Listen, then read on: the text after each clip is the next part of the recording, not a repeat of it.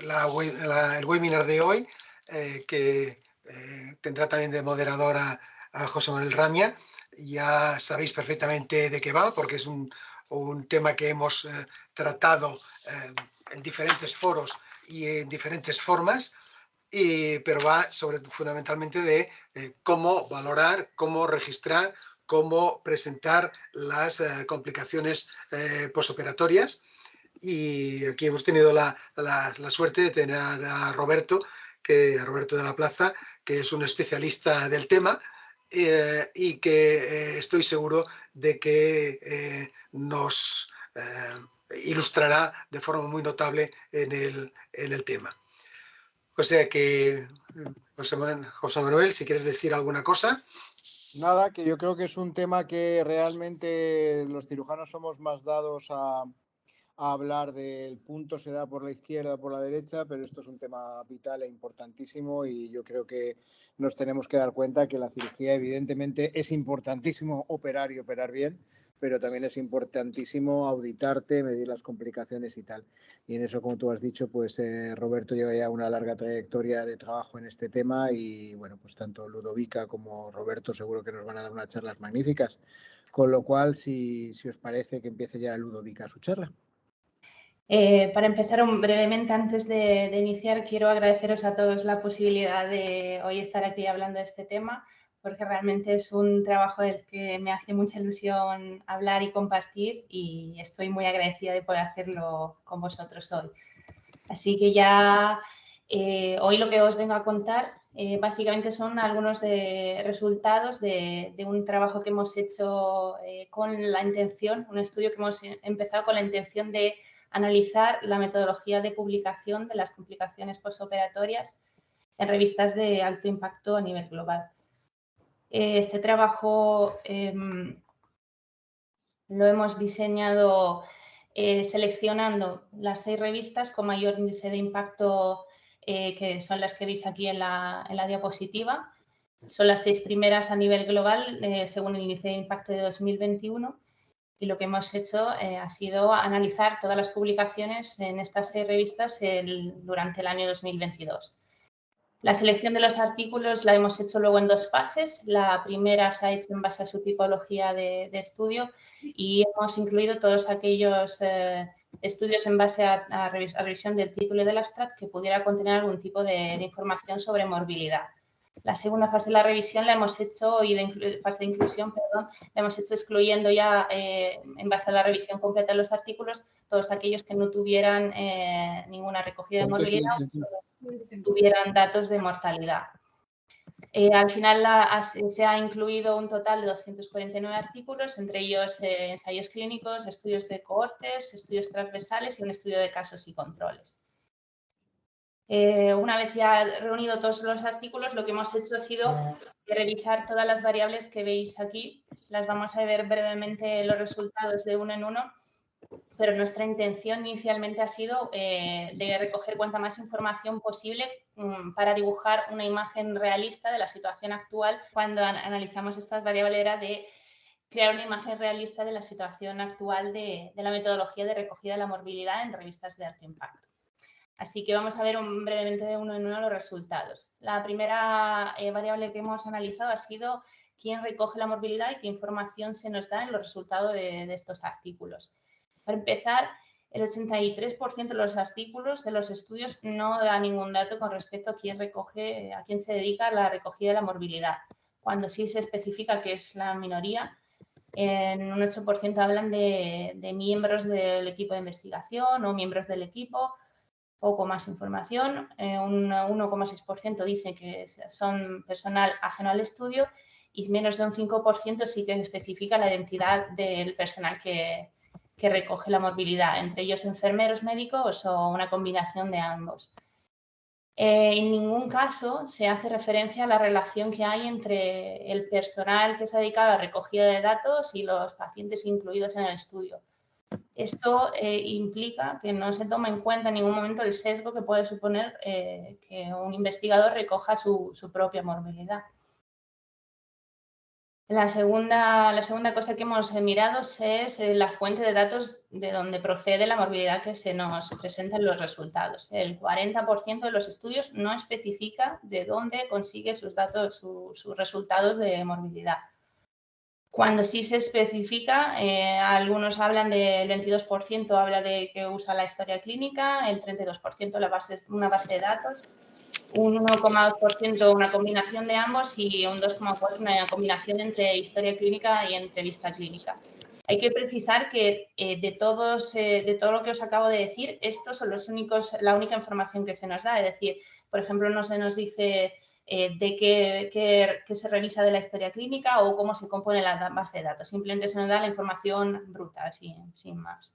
Solo en 2 estudios de los que hemos incluido sí que se da información detallada. Ambos son estudios transversales, uno de ellos es multicéntrico, en ese se nos dice que se usa la historia clínica y ellos se recogen pues, registros del personal sanitario, incluyendo médicos, enfermería, farmacia, nutricionistas, rehabilitadores. Además, se usan registros de medicación y estudios radiológicos. En el otro estudio, que es un estudio transversal de un solo centro, usan, por otro lado, una base de datos y que se nos dice que se formula incluyendo informes de alta, historia clínica con datos ambulatorios, informes de urgencia y registros de diagnósticos. Entonces, si os dais cuenta, casi la mitad, un 40% de los resultados de la morbilidad que se nos presenta a lo largo de un año de publicaciones en revistas de alto impacto viene de fuentes que no se definen en la metodología del estudio. Sí, ya está. A ver qué... Que oigo voces, perdón. Sí, entonces, cuando sí se especifica esto, en la fuente de donde viene, se nos dan realmente unos datos que son de poca utilidad para valorar, ¿no? Ya las siguientes variables que hemos recogido tienen que ver con el seguimiento. Entonces, sobre todo, reingresos y seguimiento. Un 46% de los estudios registra los reingresos y un 53% no lo hace. Y el seguimiento, por otro lado, se realiza solo en el 61% de los estudios. Y de este 61%, algo más de la mitad no especifica la modalidad de seguimiento. Cuando sí se especifica, pues muchas veces es una revisión presencial o se combina un método presencial con uno telemático, revisión de historia clínica, llamadas telefónicas, correos, aplicaciones, encuestas, etc. Y un 10% solo usa un seguimiento telemático. En ninguno de los casos se dice de forma explícita que se haya recogido la morbilidad durante el seguimiento. Por lo tanto, el seguimiento, lo poco relativamente que se realiza y cuando sí se nos dice cómo se hace, muchas veces se limita a reingresos y a visitas presenciales. Y ahora vamos a entrar un poco en lo que creo que es la parte más interesante de nuestros resultados, porque es donde más sorpresas nos hemos encontrado, que son los datos relativos al uso de clasificaciones y dentro de la recogida de la morbilidad. Para empezar, deciros que en un 35% de los estudios no se utiliza ningún tipo de clasificación. La morbilidad se recoge en base a unos criterios que deciden los investigadores que diseñan el estudio y que no se especifican en la metodología de su trabajo. En un 1,6% de los estudios no se especifica de ninguna manera cómo se clasifica esa morbilidad. Por otro lado, un 63% de los estudios sí que usan algún tipo de clasificación. La clasificación de Clavian-Dindo es la más usada. Se utiliza en un 56% de los estudios. Casi un 50% la usa como único método de clasificación. Un 6,4% la combina con el Comprehensive Complication Index, que por otro lado es la única clasificación que se usa en un 2,4% de los estudios. Y un 4% usa otras clasificaciones. La sorpresa realmente nosotros la hemos encontrado ya cuando nos hemos puesto a analizar en concreto el uso de la escala de Clavian-Dindo, que como veíamos ahora era la más usada. Entonces, esta sorpresa vino del hecho que nos hemos encontrado con 16 formas distintas de utilizar esta misma escala. Un poco menos del 30% de los estudios usan la clasificación sin modificar, incluyendo todos sus grados, del 1 al 5. Pero por otro lado, un 26% utiliza la escala de Claviendindo modificada, pero sí manteniendo todos sus grados, pero un 43% la modifica y la usa de una forma parcial. Es evidente, por lo tanto, a la luz de todo lo que os acabo de contar sobre clasificación de la morbilidad, que la fragmentación que existe en la clasificación de las complicaciones es casi absoluta, a pesar de que existan escalas validadas, como por ejemplo la de Claviendindo, que permitirían a los investigadores la posibilidad de ofrecer datos objetivos. Sin embargo, pues nos encontramos en Yo he dejado de ir a Ludovica.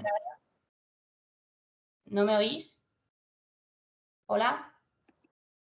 Sí, sí, nosotros te escuchamos perfectamente. Ah, vale. Sí. Vale, perdón. Entonces, lo que os decía, que este uso arbitrario de la clasificación de esta manera, lo que finalmente se consigue es una pérdida absoluta tanto de comparabilidad como de reproducibilidad de los estudios y de la metodología, y sobre todo de precisión, que es inaceptable. Dicho esto, y siguiendo con los resultados, el siguiente punto que hemos analizado es la recogida Yo he de dejado morbilidad de ir a Ludovica. intraoperatoria y extrahospitalaria. Vale. La morbilidad intraoperatoria la recogen un 24% de los estudios y la extrahospitalaria solo un 6,8%. Combinando estos dos datos, un 70% de los artículos solo incluye datos de morbilidad posoperatorios e intrahospitalarios. Una primera conclusión que se puede alcanzar, sobre todo en relación a la recogida de la morbilidad extrahospitalaria, tiene que ver con la pérdida parcial de algunos de los resultados, sobre todo en relación a las complicaciones menores.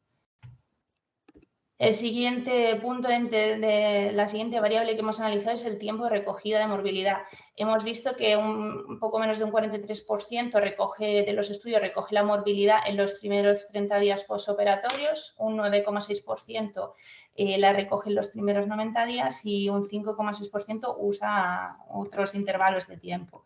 Pero llama mucho la atención que casi un 42% de los estudios solo registran las complicaciones hasta el alta hospitalaria o durante un tiempo que no se especifica. Estos resultados van sumándose a los anteriores que acabamos de ver con respecto sobre todo a la pérdida de las complicaciones menores, por decir algo, pero bueno, hay mucho más que añadir, ¿no? Siguiendo con las variables, la otra que hemos tenido en cuenta es cómo los investigadores nos hablan de su comorbilidad. Usan algún tipo de escala para clasificarla, el 56% de los estudios, la más usada en la clasificación de ASA. La segunda es el índice de Charson, que se usa en un 4% de los estudios, o una combinación de ambas. El resto de estudios no usan ninguna clasificación. El 35% habla de morbilidad que es específica de su variable de estudio y un 7% pues, solo incluye datos epidemiológicos o no especifica ninguna comorbilidad. Ya para concluir los resultados, pero vamos a hablar de los sesgos de los conflictos de intereses. Un 11% de los estudios hace referencia a algún sesgo que tenga relación con la morbilidad, mientras que un 40% de los estudios no menciona ningún tipo de sesgo. Por otro lado, pues se declara un conflicto de interés en un 10% de los estudios. En ninguno de los casos, tanto que estemos hablando de sesgos como de conflicto de intereses, se ha tenido en cuenta la relación que veíamos al principio sobre que existe entre el investigador y los pacientes que se incluyen en el estudio. Ya a la luz de todos los resultados que os he comentado, pues quiero hacer un poco de hincapié sobre el ensayo clínico. ¿Esto por qué? Pues básicamente porque tanto yo como todos vosotros consideramos el ensayo clínico como el gold estándar de los estudios científicos. Esto hace que sea esperable que sus resultados de morbilidad respeten los estándares elevados que, al igual que todos los otros aspectos de su diseño, gracias a los cuales se le atribuye el mayor grado de evidencia científica del cual disponemos ahora mismo. Sin embargo, de nuestro análisis, el ensayo clínico no destaca especialmente para tener por tener mejor calidad de datos de morbilidad e incluso a veces demuestra en algunas variables resultados que son peores comparativamente con algunos estudios que tienen menor grados de evidencia. Entonces, así que cuando analizamos las fuentes de datos, en concreto en los ensayos clínicos, solo menos del 30% de los ensayos clínicos define sus fuentes de datos de morbilidad. Por otro lado, llama mucho la atención que el 70% de los estudios de cohortes y los estudios transversales sí que dan algún dato. Hay que decir, viendo lo que os he dicho antes, que las fuentes de datos que se nos dan son pues las que son, pero aún así una mención se hace en un 70% de estudios que son, digamos, inferiores a los ensayos clínicos. Estos mismos resultados los hemos tenido con respecto al registro de los reingresos. Además, en los ensayos clínicos, quien recoge la morbilidad se especifica solo en un 33% de los casos y lo que se hace en un 14% de estudios de cohortes y en un 11% de los estudios transversales. Y el tiempo de recogida se especifica en el 70% de los ensayos clínicos y el 57% de los estudios de cohortes y el 53% de los estudios transversales. Estos resultados los traigo para que se vea que realmente no hay diferencias que llamen mucho la atención entre los ensayos clínicos y otros estudios. Con respecto a la clasificación, a la morbilidad de su recogida y la clasificación, un 70% de los ensayos clínicos usa una clasificación para sus datos de morbilidad y lo hacen un 64% de los estudios de cohortes y un 57% de los transversales. Sí que es verdad que a la hora de usar alguna clasificación, sobre todo en la de Clavien-Dindo, los ensayos clínicos, como veis aquí en la tabla, usan un poco más a menudo la escala completa y sin modificar, pero también yéndonos al otro extremo, no hay grandes diferencias a la hora de no usar ninguna clasificación. El 31% de los ensayos clínicos no clasifica su morbilidad de ninguna manera y similar a los resultados de los otros estudios. Así que ya para acercarnos al final de este tema, deciros que pues creo que los resultados que acabamos de ver son pues cuanto menos dispares y nos dan una imagen de una metodología que es arbitraria y muy subjetiva. Y como os decía antes, pues me ha llamado mucho la atención la pérdida absoluta de comparabilidad que esto supone, de reproducibilidad y de precisión. Y además, ya recalcando lo último que hemos visto, los ensayos clínicos yo creo que no se pueden considerar un gold estándar en cuanto a la metodología de recogida de la morbilidad. No solo no cumple los requisitos mínimos para, de unos buenos datos de morbilidad, sino que a veces se quedan por debajo de estudios con menos grados de evidencia. Entonces, yo creo que el análisis que hemos llevado a cabo es realmente una primera visión sobre la situación actual de la morbilidad de publicaciones en revistas, que os recuerdo que son las de mayor impacto a nivel global, que esto no es nada más que la punta del iceberg, que queda mucho donde rascar y mucho más por definir. Y yo creo que esto es todo. Así que muchas gracias. Bueno, pues muchas gracias, Ludovica. Y vamos a la presentación de Roberto y luego hacemos las preguntas. Pues muchas gracias. Bueno, en primer lugar, como quiero agradecer a Luis Grande, a José Manuel Ramia, que además es amigo y ha luchado también mucho por el tema de las complicaciones. Hemos trabajado juntos muchos años y nos queremos mucho. A Benedetto Lepo por todo su interés y por conseguir que esto fuera factible. Y bueno, y a todos aquellos y aquellas cirujanas que estáis aquí pendientes de estas exposiciones, que yo creo que son buenas desde el punto de vista que nos pueden enriquecer en cuanto a un contenido fundamental, ¿no?, que es la morbilidad. Entonces, bueno, la metodología para la comunicación de las complicaciones posoperatorias, pues es difícil. Es difícil, ¿por qué? Porque hay mucho que avanzar, lo hemos visto ahora mismo, y no se conoce la morbilidad real de los procedimientos quirúrgicos practicados, no solamente en los servicios de cirugía de España, sino en los servicios de cirugía de todo el mundo.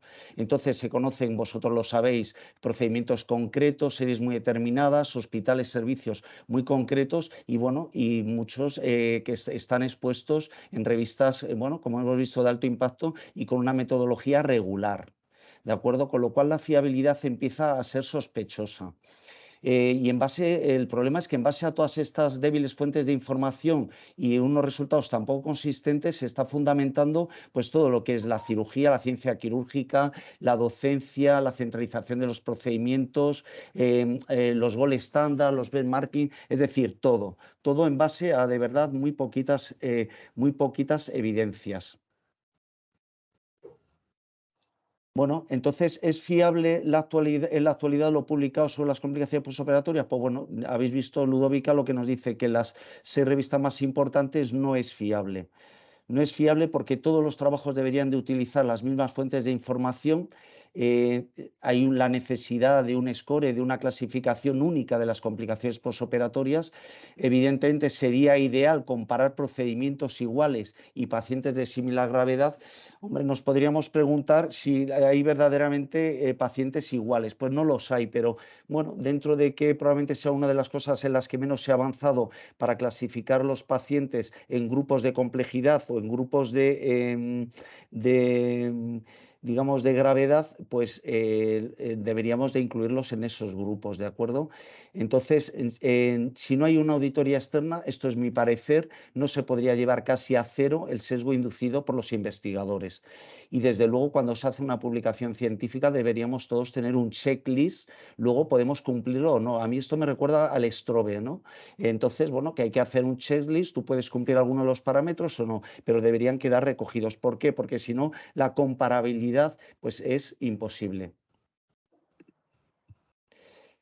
Principios básicos que deberían de especificar los estudios y los trabajos científicos que hablan de complicaciones postoperatorias. Pues bueno, lo primero es definir qué es complicación. La complicación cada uno la vemos de una manera distinta y esto lo vemos todos los días en nuestros servicios. Pero ¿qué es complicación? Yo me quedo con la clasificación de Clavien-Dindo, que es cualquier evento negativo que ocurre durante la hospitalización. Yo añadiría o fuera de ella. Nosotros los estudios que hicimos fue fuera de la hospitalización también. Y claro, este concepto incluye cualquier problema, aunque sea sintomático o solo esté relacionado remotamente con el procedimiento quirúrgico efectuado. Es decir, las atelectasias son una complicación, las náuseas son una complicación. A cualquier cirujano que hace cirugía, bueno, en general abdominal o del compartimento supramesocólico y tal, el que unas náuseas son una complicación, como nos parece inaudito. Pero ¿qué gran ventaja tiene el considerar complicación cualquier evento negativo? Pues que es similar para todos, es decir, la subjetividad cae absolutamente. Intentamos conseguir lo más objetivo. ¿Que el número de complicaciones o la morbilidad de las técnicas quirúrgicas aumentarán? Pues seguro aumentarán, pero a costa de conseguir un equilibrio y conseguir una objetividad y una comparabilidad entre los diferentes estudios. No podemos permitir que en un propio servicio dos cirujanos opinen que un evento es una complicación o no lo es. Y desde luego hay que considerar las complicaciones posoperatorias en todo el seguimiento acordado y comunicado. Las complicaciones postoperatorias han de ser registradas exhaustivamente. Claro, es que esto es normal, es que esto forma parte de nuestra obligación. En la historia clínica se debe de recoger todo aquello que suponga un efecto adverso al paciente, una complicación y tal, ¿no? Entonces, bueno, es que esto no es ninguna novedad lo que estoy diciendo, pero esto hay que recogerlo. Cuando se está de guardia, ya sabéis que muchas veces son los residentes a que le toca la mayoría de estos eventos, pero los residentes, los staff, cuando se pasa a visita, cuando se ha consultado a algún otro especialista, esto hay que recogerlo, la morbilidad en los comentarios evolutivos, ¿de acuerdo? Y bueno, y desde luego hay que crear una predisposición, una educación para formar para que las cirujanas y cirujanos encargados de la asistencia sanitaria registren prospectivamente todas las complicaciones que presenta el paciente después de la cirugía. Y desde luego hay que recoger las complicaciones banales. Luego hablaremos un poco de las banales, lo que supone. Las banales son fundamentales en el CCI y son fundamentales en los costes económicos. Y también os digo una cosa, son fundamentales muchas veces o la mayoría de las veces para las vivencias del paciente. Y las complicaciones tenemos que dejar de pensar como que es algo punitivo, como que es que va vinculado a las manos del cirujano y tal. Las complicaciones son la consecuencia de la cirugía. Entonces, con independencia que esta esté mejor o peor hecha, pero siempre están ahí. No se debe vincular, hay que quitar el carácter punitivo, hay que recopilar, hay que registrar, hay que auditar. ¿Por qué? Fundamentalmente para mejorar.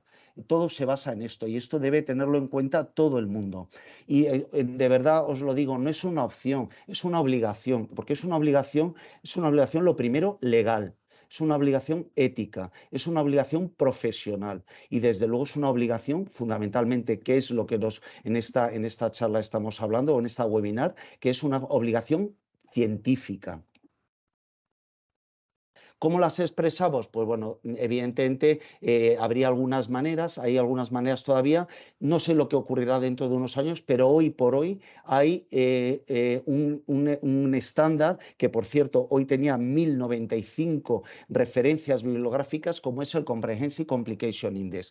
Esto, para los que no lo sabéis os lo cuento y para los que lo sabéis lo recordamos todos, es que recoge todas las complicaciones posoperatorias. Tiene en cuenta todas las complicaciones posoperatorias que ocurren clasificadas o graduadas según la clasificación de Clavien-Dindo.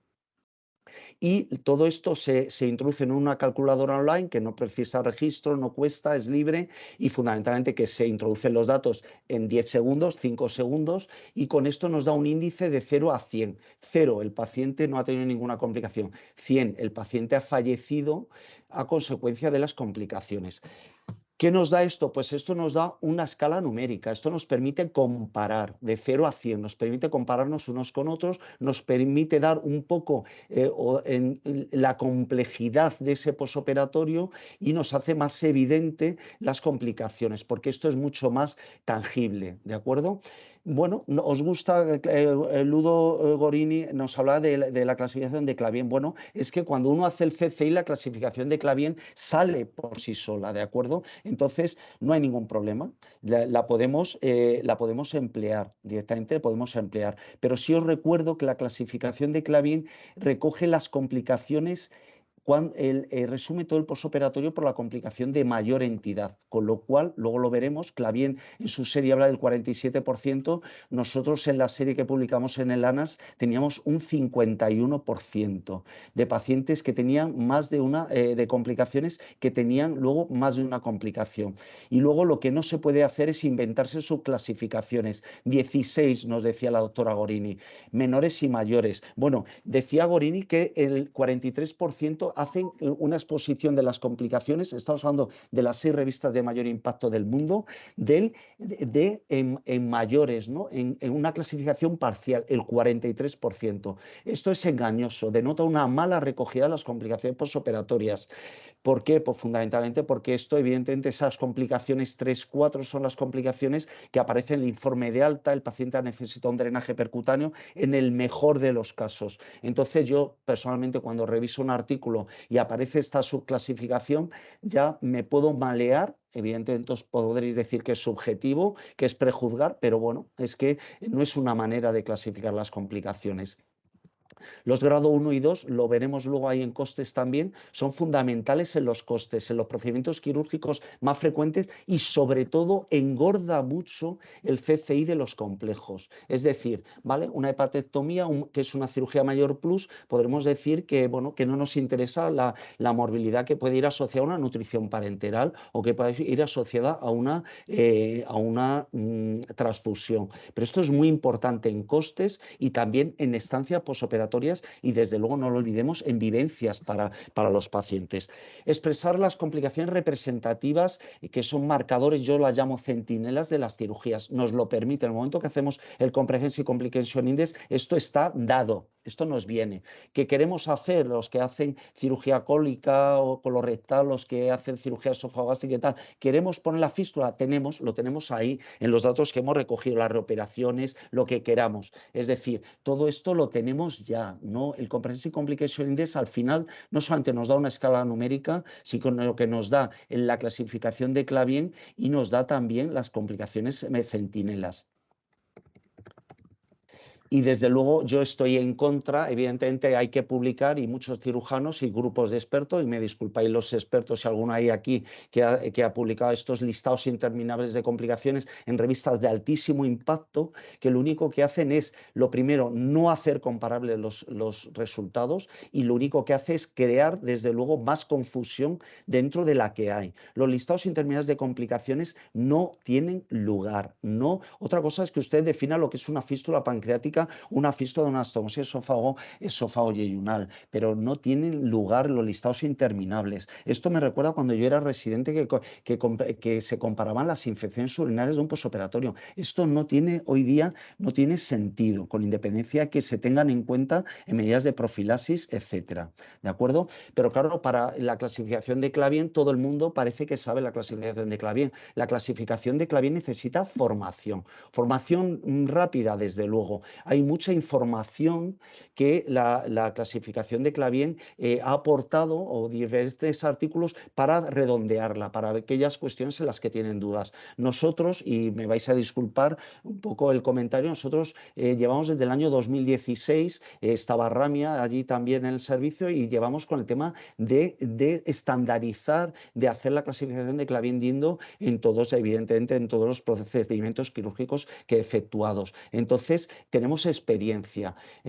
Hemos dado cursos en el Congreso Nacional de Cirugía el año pasado, estamos dispuestos a darlo en cualquier momento, y desde luego estamos dispuestos a ayudaros en todo lo que necesitéis para conseguir que esto sea más factible y que sea más eficiente para todos, y verdaderamente ayudar, porque hay que conseguir que sean unos resultados comparables. Mirar, esto es de la serie de la validación clínica del Comprehensive Complication Index en el ANALS, en el que vimos que los pacientes, sobre 1.800 pacientes, veis en la cirugía menor como un 61%, un 7% tiene una complicación, y solo un 2% tiene una complicación, más de una complicación, disculparme. Pero os dais cuenta en la última fila, os dais cuenta de que sale qué pacientes tienen más de una complicación, es decir, aquellos a los que la clasificación de Clavien-Dindo no le vale. Casi el 10% de la cirugía moderada, el 38% de la cirugía mayor y el 57% de la mayor plus no valdría la clasificación de Clavien. Por eso es tan importante el Comprehensive Complication Index. Aquí os veis, os ruego que os fijéis en la columna, en la parte que pone P50, la mediana, que son los precios. Una cirugía menor, según el Operative Severity Score, que podría ser un sinospilonidal, una hernia inguinal, veis que el paciente sin complicaciones, el posoperatorio cuesta 209 € en nuestro servicio, nuestro hospital. Si tiene una complicación grado 1, ha tenido náuseas, ha vomitado, el coste se multiplica casi por 4. Y si tiene una complicación grado 2, que ha preciso imaginaros un antibiótico, el coste se multiplica pues por casi 14 veces se multiplica el coste. ¿Os dais cuenta de que estas complicaciones, que no se tienen en cuenta porque cuesta trabajo recopilarlas, pues no se publican en los servicios, pero son fundamentales? ¿De acuerdo? Os pongo otra, bueno, a esto porque son procedimientos que conocemos todos, ¿no? Y esto vale para todos. Veis, por ejemplo, en una apendicectomía, fijaros en el P50, bueno, una complicación grado 1, pues supone casi un 50% de aumentar el coste posoperatorio. Pero es que una complicación 2, el dar antibióticos a un paciente porque ha hecho una infección, porque ha hecho una neumonía posoperatoria en una apendicectomía, cuesta 3.900 €. Esto es una barbaridad, lo que multiplica los costes. Por eso os digo que es tan interesante que tengáis en cuenta el tema de las complicaciones tipo 1 y 2. Veis la colecistectomía, el último procedimiento quirúrgico, veis también el P50, como el paciente, porque tenga náuseas, los costes se multiplican por 2. Pero si el paciente necesita un antibiótico porque ha hecho un absceso, resulta que el coste se multiplica por 5. ¿Veis la importancia, o quiero dar con esto reflejo de la importancia que tiene el tener en cuenta las complicaciones tipo 1 y tipo 2? Tener en cuenta las complicaciones intraoperatorias, pues miren ustedes, digo lo mismo, se han hecho muchos artículos al respecto y tal, no tiene interés. Gravens, que hizo una revisión bibliográfica de la literatura, dijo que, bueno, que evidentemente esto aumentaba los costes, pero evidentemente también dijo que los artículos tenían una metodología bastante deficiente. ¿Por qué creo que no deben de ser tenidas en cuenta? Fundamentalmente porque solo pueden ser notificadas por el equipo quirúrgico, y el miedo a una auditoría y sus consecuencias consecuencias en la imagen del servicio de los cirujanos y las consecuencias legales podrían llevar a ocultarlas. Se podría producir un importante sesgo en la evaluación de los resultados clínicos y económicos entre las diferentes publicaciones y servicios, es decir, aumentaría otra vez la confusión, ¿de acuerdo? Y la falta de comparabilidad.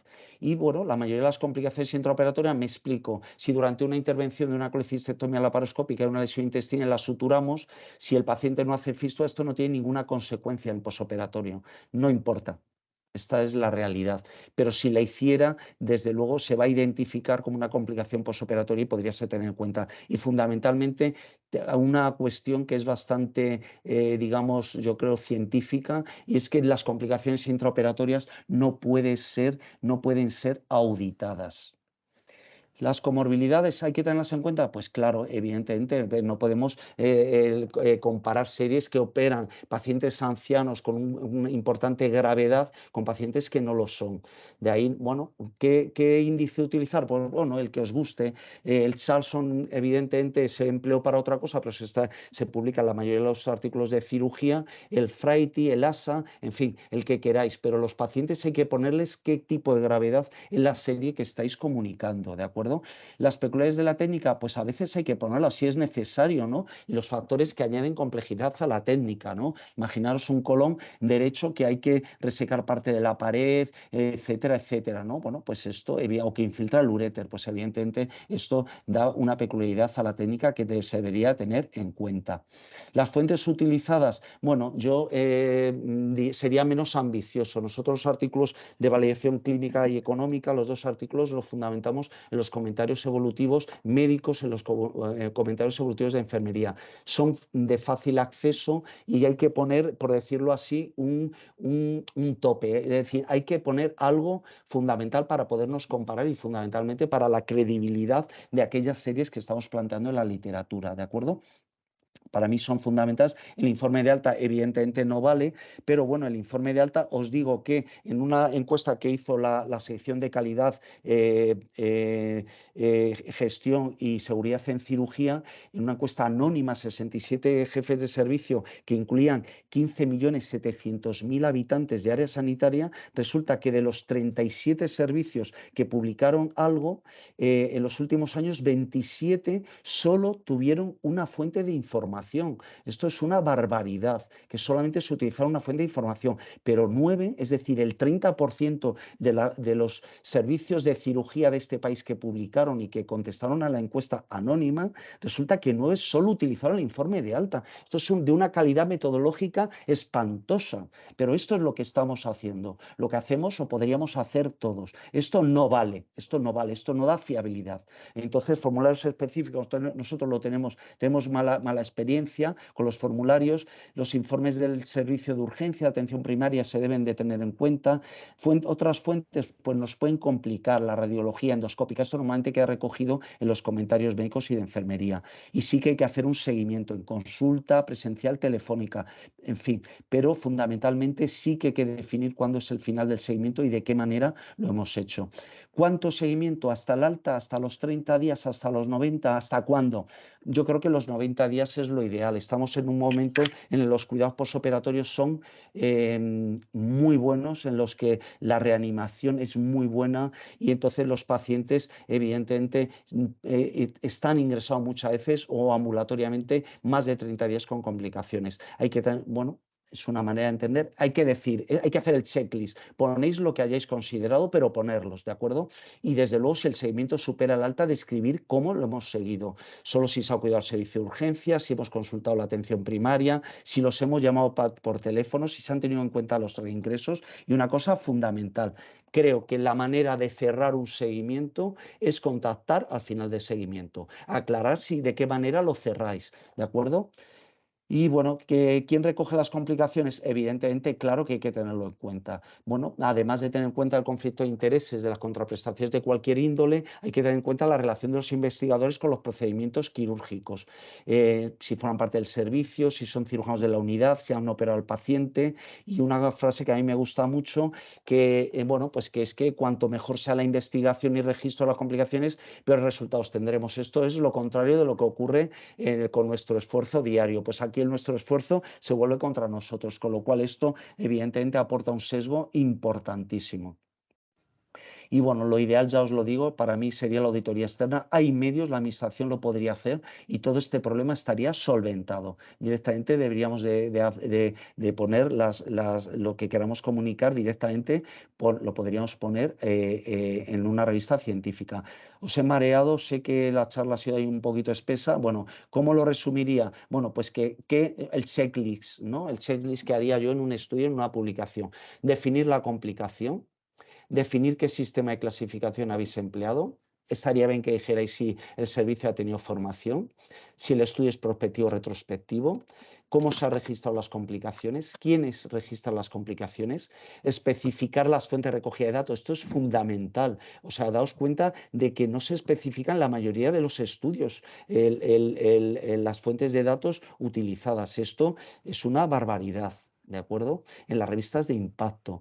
Y bueno, especificar la complejidad del paciente y desde luego el procedimiento, si verdaderamente creéis que lo merece. Los determinados conflictos de interés, no el conflicto de interés porque un laboratorio te haya abonado la inscripción en un congreso. Esto, vale, está bien que hay que ponerlo, pero es que esto va más. El conflicto de interés ya lo habéis visto que son muchos más, ¿de acuerdo? El tiempo de seguimiento, si se incluyen los reingresos, cómo se evalúan y registran las complicaciones en el seguimiento, esto hay que decirlo. Cómo se llega al final del seguimiento, cómo se rompe, lo hemos llamado por teléfono, hemos consultado su último dato, digamos, de ingreso hospitalario, lo que veáis, y la limitación sin sesgo del registro en la evaluación de las complicaciones. Consecuencias, la objetividad, la transparencia. Esto es muy importante. Vivimos en una sociedad que dice que es transparente, pero los cirujanos no lo somos. La fiabilidad de las publicaciones científicas, la calidad científica de esas publicaciones, la comparación con otros servicios, ver cuáles son los verdaderos gold estándar, no esto lo que nos cuentan en series sesgadas y desde luego realizadas por cirujanos brillantes y en servicios muy adiestrados con procedimientos muy concretos. Esto no puede ser el gold estándar, como comprenderéis. Y bueno, y aproximarnos a los servicios benchmarking, evidentemente para la docencia, para la centralización, para la acreditación. Y nada, acabo simplemente de deciros que el registro, la evaluación y la publicación de los resultados en cirugía es una obligación ética, científica y social. Y bueno, la auditoría externa es básica y la administración pública yo creo que en este caso sería la mejor. Me callo, muchas gracias. Gracias. Pues muchas gracias, Roberto. Sí. Estoy prácticamente no estoy de acuerdo 100% todo lo que has dicho y con las dificultades que los que nos hemos dedicado a recoger complicaciones a lo largo de la historia, pues las hemos vivido a diario, ¿no? Muchas de esas frases que tú nos has dicho. Pero bueno, vamos a abrir la discusión. ¿Quién quiere tomar la palabra? Pues yo quería preguntarle a Ludovica, en su trabajo que también he expuesto, nos ha contado al principio, sobre todo era la parte primera, una cosa que era que insistía en quién ha recogido las complicaciones. ¿Por qué piensas que es tan importante quién ha recogido las complicaciones? Bueno, yo creo que Roberto lo ha dicho bastante, lo ha repetido bastantes veces en su presentación, pero está claro que eso tiene que ver con la subjetividad que supone para los cirujanos recoger nuestra propia morbilidad. Es decir, muchas veces, la mayoría de las veces diría yo, los mismos cirujanos son los que, bueno, los cirujanos porque es lo más frecuente, pero también todo el resto de personal que cuida de un enfermo y que cuida de los pacientes que luego se incluyen en el estudio y luego recoge esa misma morbilidad. Es decir, son los dueños de esa morbilidad. Entonces, al final eso supone una subjetividad y la subjetividad es lo mismo que decir un sesgo. Entonces, hablando de lo que sabemos que somos, de lo que sé que son los cirujanos, es decir, que también somos humanos y el que diga que es objetivo recogiendo su morbilidad, vamos, miente. Es decir, eso es imposible, pero claro, muchas veces no nos queda otra opción. Entonces, reconocerlo y declararlo como un posible sesgo, pues permite, desde luego, remarcar la transparencia. Pues por asumir que puede ser una limitación para nuestros resultados y también pues permitiría en un caso ideal pues tener una comparativa en caso de que alguien hiciera lo mismo pues con una auditoría externa, que eso sería lo ideal, que es algo factible y que se hace muy poco, pero sería pues un punto a favor, pero desde luego partiendo del hecho de que es lo más importante a la hora de la morbilidad, pues lo que más recalca saber quién recoge la morbilidad es lo que le aporta la transparencia de un estudio, creo yo. Tengo otra pregunta y así también meto en la discusión a Luis Grande. Luis, por ejemplo, no estaba muy convencido del CCI, le veía problemas. Discutía con Clavien de esto. También mucha gente dice que el CCI es más complicado porque en el fondo, como la gente lo que se basa es en los informes de alta, buscar la complicación mayor es muy fácil, pero buscarlas y tenerlas todas es mucho más difícil, ¿no? Entonces, esto como es como las modas, como todo, pues yo ahora me río. Es decir, yo cuando veo estudios retrospectivos que me dicen el CCI como diciendo, fantástico, lo he hecho todo y tal, digo, qué mentirosos sois. O sea, vamos a ver, me van a convencer a mí que en el 2003 has apuntado que hay unas náuseas ahí. Entonces, el CCI es estupendo, pero realmente sí está bien hecho. Y es que el problema es que ahora todo el mundo dice que hace el CCI y yo creo que es absolutamente mentira, o sea, así de claro. Entonces, ¿qué opinas tú de esto y qué opine Luis del CCI también? A ver, yo creo que en parte hay que tener en cuenta el fallo que puede suponer utilizar cualquier clasificación, ¿no? O sea, que el error humano siempre está implicado. Entonces, hay que verlo. Yo creo que lo mejor que podemos hacer de momento es verlo en una versión positiva de los hechos, que la gente lo está usando, que eso ya de por sí es algo. Y que si asumimos que todo el mundo comete cierto grado de error, utilizando una misma escala, al menos tenemos cierto punto de comparabilidad, ¿no? Es verdad que luego pues hay mucho margen para mejoría, pero si a la luz de lo que os he contado, creo que asumimos que de cierta manera todo el mundo hace los mismos errores a la hora de recoger su morbilidad. Entonces, si todo el mundo incluye sus complicaciones mayores, pues al menos es una morbilidad que es mala, pero al menos comparable. O sea, eso es una visión muy optimista, lo sé, pero me vamos parece muy bien. Paso la palabra a Luis. A ver. Bueno, yo antes de discutir lo del CCI, lo que pienso que es muy importante, y ligando lo que ha dicho Roberto antes y ahora Ludovica, es que vamos a ver, es que el sistema de recogida no se ha de ver como algo punitivo. O sea, se ha de ver como un proceso de mejora continua de un servicio o de una unidad. O sea, no es un problema. O sea, no se trata de llevar al juicio de la Inquisición al señor o señora que ha causado la complicación, sino que se ha de ver cómo se puede evitar esa complicación en el futuro, o cómo podemos disminuirla, cómo podemos reducirla. O sea, que ese es el aspecto importante. En cuanto al CCI, yo no es que esté en contra del CCI. Bueno, me habéis oído muchas veces la discusión con Clavien. O sea, no estoy en contra del CCI. O sea, la primera es lo que ya se ha discutido, que pienso que no es tan fácil recoger el CCI bien recogido. Y lo segundo es que es lo que prácticamente he discutido muchas veces con Clavien, es que yo pienso que el sistema de aplicación numérica de las complicaciones para reconvertirlas al CCI está sesgada. Y además esto, bueno, me parece que de alguna forma lo tengo demostrado, ¿no? Por decirlo de una manera. O sea, tiene mucha tendencia a estar sesgada a la izquierda. Y entonces la puntuación no, desde mi punto de vista, no acaba de reflejar exactamente la complicación. O sea, cuando es una complicación 33, una complicación 84, no quiere decir que esa complicación sea 2 veces y media más grave que. O sea, pero bueno, es un sistema y es un sistema que está publicado, que está aceptado y que quizás tenga algunos inconvenientes matemáticos, pero yo no voy en este momento a destrozar el CCI. Yo pienso que el CCI está hecho, está publicado, está aceptado. Yo pienso, sinceramente, que es mejorable, pero en este momento no hay otra herramienta mejor que el CCI, pienso yo.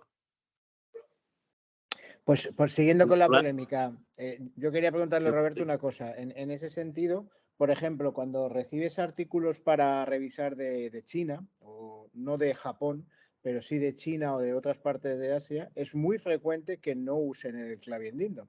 En esta versión centralista, egocéntrica que tenemos, occidental, ¿tú ves realmente la posibilidad de que otra clasificación en los próximos 15, 20 años tumbe a la claviendindo / CCI? ¿O crees que su extensión ya es de tal calibre que realmente no tiene sentido? Y luego la gente, esto de hacer las modificaciones, hay que tener las narices muy grandes, ¿no? Dice, no, pues esto yo lo cambio y ya está, o sea, y se ha acabado. Entonces, un poco, ¿qué opinas de todo esto? Pues vamos a ver, es verdad, la clasificación completamente con Luis Grande, que es mejorable, muy mejorable. La clasificación, por decirlo así, lo que hace es que engorda, ¿no? Pero tenemos que engorda la morbilidad. Por decirlo de alguna manera, cuando vemos un paciente y le sacamos y se va de alta y tiene un CCI de 60, te tiras, pero bueno, 60 si no ha tenido nada, ¿no? Pero esto, Luis, yo te digo una cosa, nos tenemos que acostumbrar no digo que este sistema sea perfecto, yo creo que es el mejor que hay ahora mismo, pero nos tenemos que acostumbrar a ver la morbilidad de esta manera. A lo mejor hay que diferenciar entre el que tiene 60 y el que tiene 80, ¿no? Y ahí está lo gordo, por decirlo de alguna manera. No lo sé. En cuanto a lo que dice José Manuel Ramia, evidentemente deberían de salir nuevos sistemas. Yo lo veo difícil, porque ten en cuenta que la clasificación de Clavier se publicó en el 2003 y, bueno, ha costado mucho ponerla, ¿no? Lo bueno que tiene esto, de verdad, es la comparabilidad. Por favor, que todos hablemos de lo mismo, con independencia y de la objetividad, ¿no? Con independencia que sea un sistema que sea mejorable o no, pero por favor que utilicemos todo el mismo sistema. La clasificación de Claviendindo tenía hoy 23.951 citas. O sea, el superar esto, y no hablo solamente en citas, sino el que la gente asuma esto, llevamos 20 años y todavía no nos la sabemos. O sea, ¿instaurar otro sistema? Pues lo habrá, pero bueno, probablemente la inteligencia artificial haga mucho más, José Manuel, de lo que podemos hacer todos nosotros juntos. Bueno, vamos a dar paso a Daniel. Sí, hola, ¿qué tal? Buenas tardes.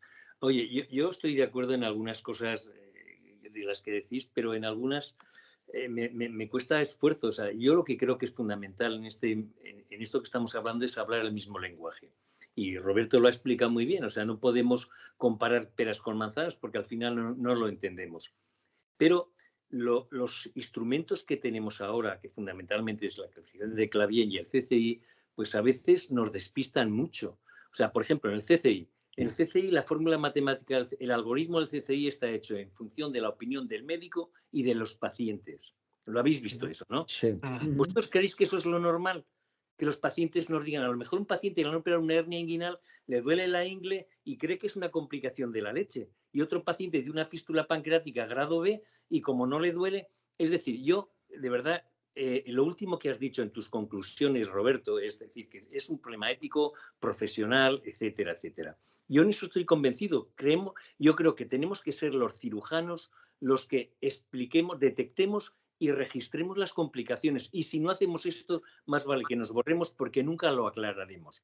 Y para eso, lo que es fundamental es que lo hagamos y que tengamos una auditoría externa. O sea que, y entonces las cosas, obviamente tenemos que utilizar el mismo termómetro de medir, que yo creo que lo tenemos que mejorar bastante y por lo tanto registrarlo nosotros porque forma parte de nuestra profesión y si no estamos perdiendo el tiempo y al final lo que tiene que haber, pues yo qué sé, como en los modelos, en los resultados del trasplante que teníamos, al final tienes que haber una auditoría externa que te digan en qué parte estás de este asunto y poderlo modificar. Yo no sé, recientemente yo creo que José Manuel estuviste en la charla que yo di y de luego Miguel Ángel Suárez, que te veo aquí, también, que di ahora en la reunión que hubo en Murcia de HPV, yo presenté y por supuesto que me ofrezco a presentarlo en cualquiera de las reuniones de estas del American College, la clasificación, el proyecto SEBE. El proyecto SEBE no es nada especial, pero lo que trata es de hablar el mismo lenguaje para que podamos entender lo que es una complicación. Y cuando es un paciente que tiene una fístula, saber que tiene una fístula, no que se ha tratado con alimentación parenteral, porque eso son muchísimas cosas. Es decir, yo el problema que veo a la clasificación de Clavier, y yo tengo muy buena relación con Clavier y lo he discutido con él, es que, por ejemplo, la clasificación en los niveles 3 y 4 son muy difíciles de diferenciar y las intraoperatorias también son muy difíciles de diferenciar. Y cuando un paciente dice, esto lo hemos solucionado dando antibióticos, esto alimentación parenteral, esto con anestesia local, esto anestesia general, eso a los cirujanos que tenemos los pies en el suelo y que sabemos lo que es sota, caballo y rey, es muy difícil de interpretar. Yo sé muy bien que cuando un compañero medio me dice, oye, he operado un tiroides y tiene un hipopara permanente, sé lo que significa. O si tiene una parálisis recurrencial, sé lo que significa. No que me digan, es que ha ido al foniatra, por ejemplo, digo, por poner un ejemplo. Entonces, yo creo que es fundamental el tener un extracto, en eso sí que discrepo. Yo creo que es bueno hacer un registro de complicaciones. Nosotros lo hemos hecho y sabemos las complicaciones que hay en una serie de intervenciones y podemos evaluarlas, porque una de las cosas que en ningún trabajo he visto hasta ahora es establecer el grado de complejidad de cada intervención. Y los cirujanos sabemos perfectamente cuando eso es un puro que vamos a operar y por lo tanto sabemos que va a tener más complicaciones o cuando es una cirugía razonable. Entonces, cada complicación, cada intervención, desde la hernia, la adenopancreatectomía, la que queráis, o el trasplante, ahí lo podemos poner en 25 niveles de complejidad, pero vamos a poner 4 para que nos podamos entender. Y eso significa que las complejidades 4 y un paciente, pues también de una complejidad 4 por su situación personal y su comorbilidad, va a tener más complicaciones y eso está más claro que el agua. Y nosotros llevamos ya casi 800 pacientes registrados de esa forma y las cosas cantan buenísimo. Y tú, José Manuel, yo creo que lo viste en la presentación. Sí, sí. Bueno, pues yo creo que son cosas que no tratamos de descubrir la pólvora, pero para mí es fundamental el hablar el mismo idioma y ser clarísimo en este tipo de cosas. Porque si no, de verdad, perdemos el tiempo. Yo creo que, vamos, desde luego, Luis, cualquier día en una de las webinars, si queréis, os enseño lo que presenté en... No te cojo la palabra, ningún problema. Ya, Yo creo, yo tenía un gerente en Guadalajara, que como digo yo de broma, era el único endocrino gordo que hay en España, y básicamente tenía una frase buenísima que decía que el cura riñe a los que van a misa. El problema es que esto es como las sectas. Yo creo que los que estamos aquí somos muy fáciles de convencer porque estamos convencidos. El problema de esto es cómo convencer a todos, y especialmente yo creo esto que hay que hacer como cuando los curas se iban a América en el siglo XV, cómo convencer a las nuevas generaciones, que lo hemos dicho varias veces, que saber si tienes un 7% de lesiones del recurrente no es punitivo, es una manera de aprender. Y decir, pues si tengo ese problema, tengo que irme a un sitio a ver cómo lo hacen o a utilizar el neuromonitorización o yo qué sé, o la Biblia en verso. Entonces, mientras sigamos viendo las complicaciones como algo punitivo y algo que publican 4 rayados por ahí que son muy pesados, yo creo que vamos mal. Entonces, ese es el gran problema que le veo. Entonces, aquí es que todos estamos muy contentos porque todos pensamos igual. Pero yo creo que lo importante es cuando consigamos que todo el mundo en un informe de alta ponga Clavier 3B como una normalidad. Y eso yo creo que estamos todavía lejos, dentro del optimismo en el que me suelo mover. Y me gustaría saber vuestra opinión sobre lo que acabo de decir. Bueno, el hecho de que hagamos este tipo de reunión, yo creo que abunda un poco en una perspectiva hacia el futuro. Es decir, hasta ahora, cuando yo he revisado muchos artículos de complicaciones y muchos, como todos vosotros, y yo me daba cuenta que hay unos sesgos increíbles. O sea, yo hice una vez una reunión en los cirujanos del norte que hacía de lo real a lo ideal. Lo real es lo que teníamos y lo ideal donde nos gustaría estar. Y cómo podíamos mejorar. Y me di cuenta que era un desastre. Hice entre varios hospitales, sobre todo en la zona norte, a cada uno le encargué una de las cosas y cuando hicimos la evaluación, de verdad, que era para tirarlo al río todo.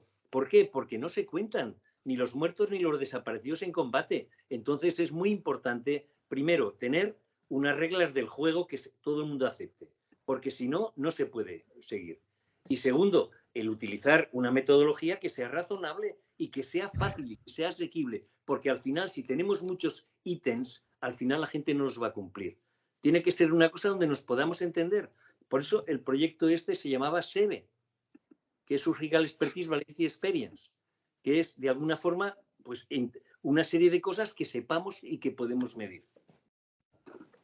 Miguel Ángel, si me dejas un segundo antes, vamos a ver, yo pienso que o sea, esto es lo que ha hecho Guadalajara, lo que hicimos nosotros en el mar, lo que ha hecho Sabadell yo pienso que es un problema de crear cultura en tu servicio, de que eso es bueno para todos.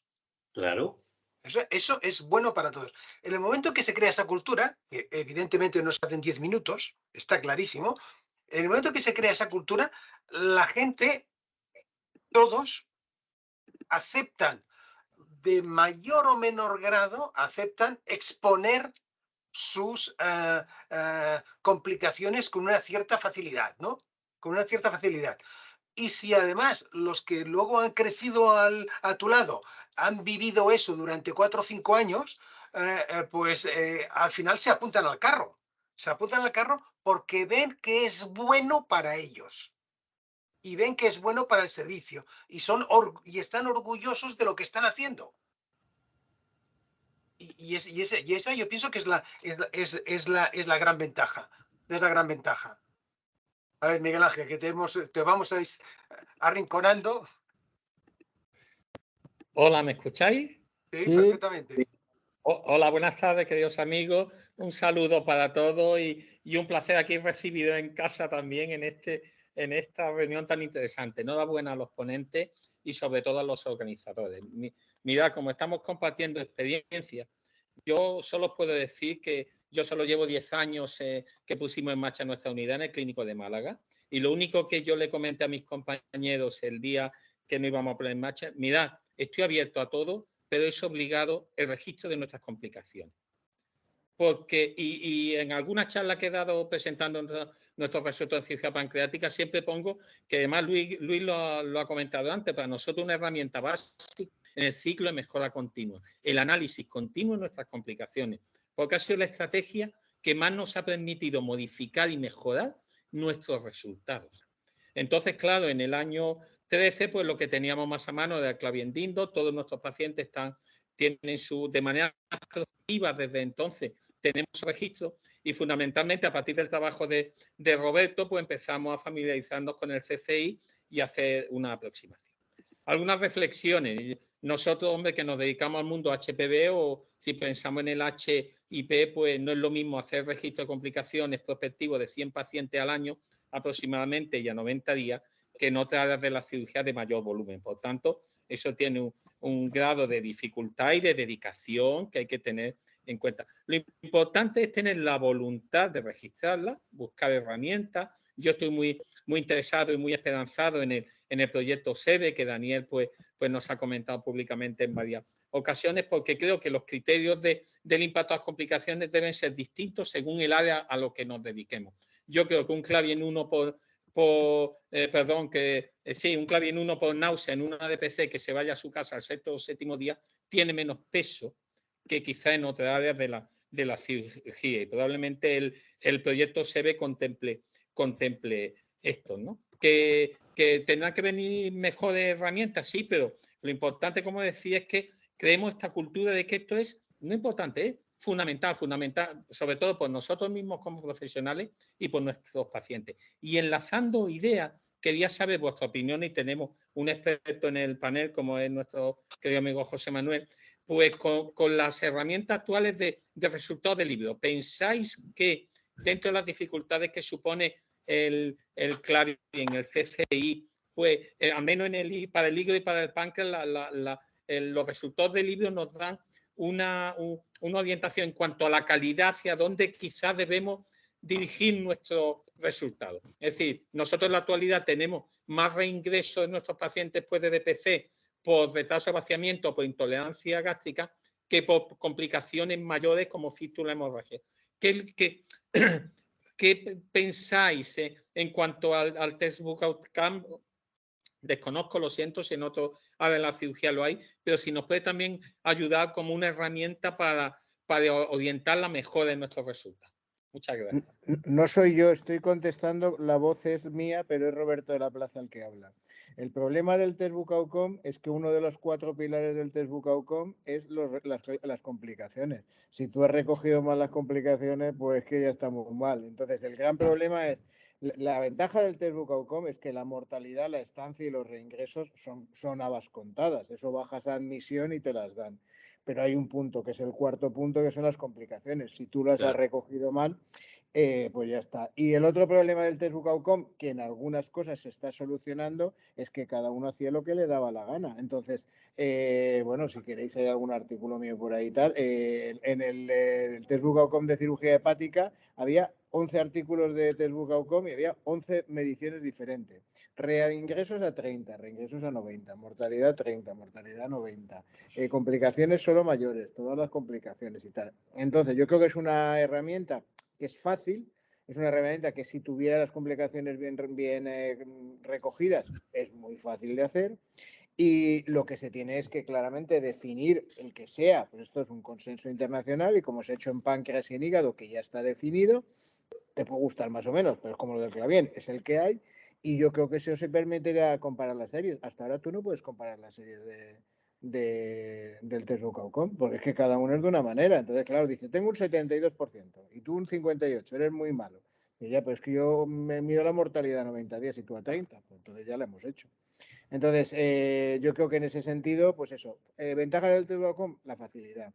Desventaja, falta de consenso internacional, y una vez cuando tiene consenso internacional, que tienes que hacer un acto de fe en las complicaciones. Ese es el gran problema del Textbook Outcome, así de claro. ¿Cuál es el problema del benchmarking? El problema del benchmarking es que elige los mejores.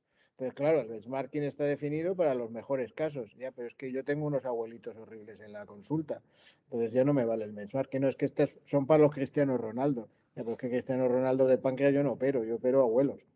Entonces, ese es el gran problema. Entonces, yo creo que el problema, Mark Besserin está en un concepto muy elevado, que es mezclar un Textbook Outcome con benchmarking, con prompts y con prems. Y conociéndole le saldrá.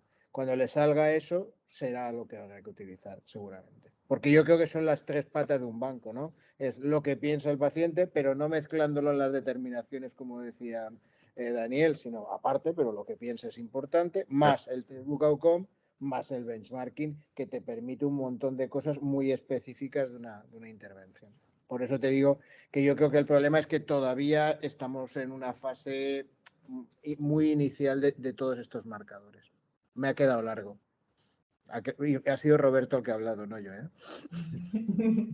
Daniel quiere decir algo, me parece. Sí, yo creo que, abundando en lo que está diciendo ahora José Manuel, yo creo que todo se puede conjuntar, es decir, lo del benchmarking está muy bien porque es comparar los mejores resultados y aprender los mejores resultados. Pero también podemos bajar un poquito la escala de nivel y decir, vale, esos otros cirujanos con otro tipo de pacientes, pero lo que es importante es que sepamos cuántas intervenciones hace ese cirujano cada año de esa intervención, para que tengamos un punto de referencia, porque si no, estamos perdiendo el tiempo. Y luego también un poco clasificar el tipo de paciente que estamos operando, y eso se puede hacer. Tenemos ahora mismo instrumentos para medir eso.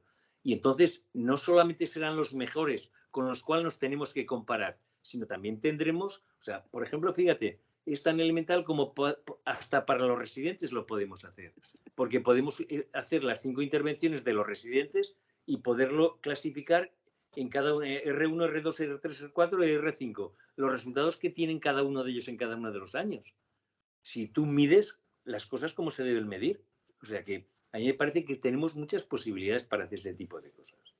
Por meter a Ludovica, que la pobre la tenemos aburrida ya en la historia y tal. Lo que es alucinante, y yo creo que debería también ser, yo creo que hay que participar de todo, pero de una manera crítica, es ver las mejores revistas, las que todos pensamos que son la meca de la información, con un estudio de una calidad muy, muy mala. O sea, y eso también deberíamos ser críticos, ¿no? O sea, yo creo que el sistema de revisión por pares evidentemente es el mejor, esto como lo de la democracia, es el mejor sistema que hay, pero también es muy deficitario, o sea, en ese sentido. O sea, hay artículos publicados en las 6 revistas que ha dicho Ludo y que parece mentira que admitan esas cosas, ¿no? Entonces, yo creo que también en esto, Ludo, ¿tú qué piensas? Bueno, la verdad que para mí ha sido un descubrimiento esto, porque cuando he empezado a revisar me esperaba una cosa un poco más suave, pero luego ya conforme iba avanzando era como, pues no podía creerme lo que me estaba encontrando, porque es que la verdad es que no hay nadie que lo haga bien. Es decir, no hay un artículo que acierte todos los que, digamos, sean lo mínimo. O sea, nadie ha sacado un 10, ni un 5.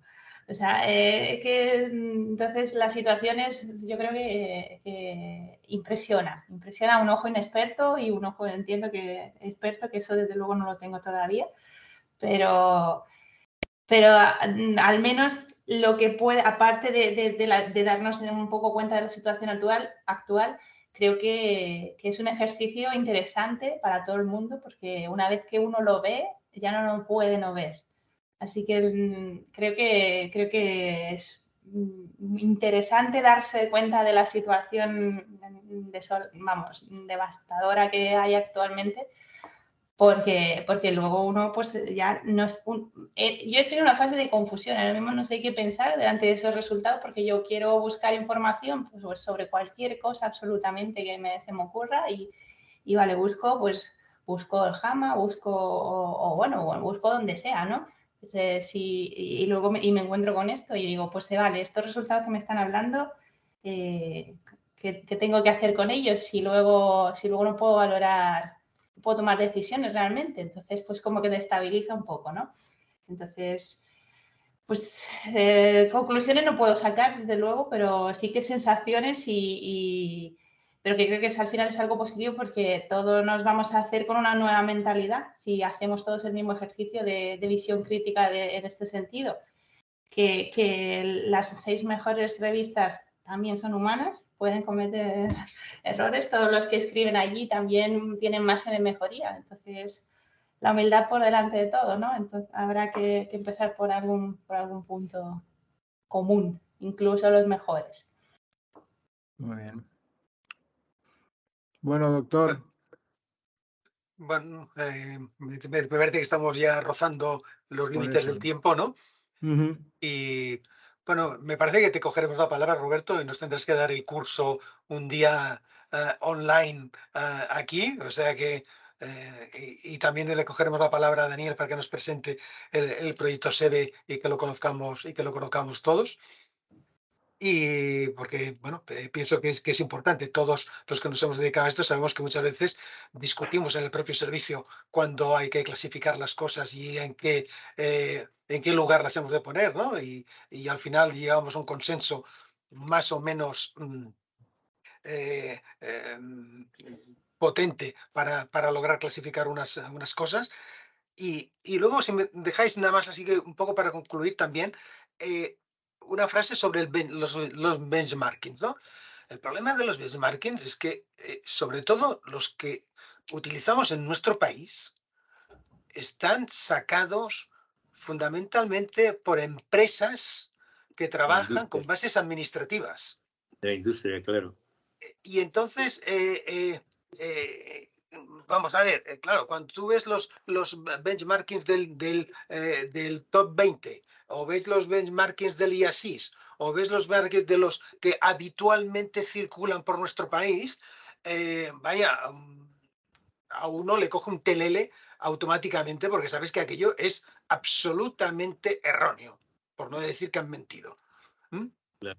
Entonces, tengamos cuidado con los benchmarkings y sobre todo con la utilización de las bases administrativas que, claro, son muy fáciles de utilizar. Tienes una gran cantidad de datos que puedes recuperar en muy pocos minutos o en muy pocas horas, pero que tienen la fiabilidad que tienen y que habitualmente nunca responden a las preguntas que los clínicos tenemos. Habitualmente. Totalmente de acuerdo. ¿Algún comentario más, Roberto? Nada, que hay mucho camino que recorrer y que, bueno, que os agradezco de corazón el permitirme dar esta visión también un poco crítica, un poco hostil y un poco ahí para removernos a todos mucho, ¿no? Y os agradezco que, bueno, que me hayáis escuchado y desde luego que me hayáis invitado. Muchas gracias. Perfecto, pues venga, pues damos por concluida el webinar de hoy. Desearos a todos unas felices Navidades y y nos veremos el año que viene, que esperemos que sea mejor que este año. Los que sois miembros del capítulo y que queráis asistir a la asamblea, pues continuaremos con la asamblea en unos minutos, y los que no seáis miembros os ruego que os desconectéis, o si no seréis desconectados violentamente. Venga, pues muchas gracias a todos. Un abrazo. Un abrazo, felicidades para todos. Un saludo a todos. Adiós y gracias.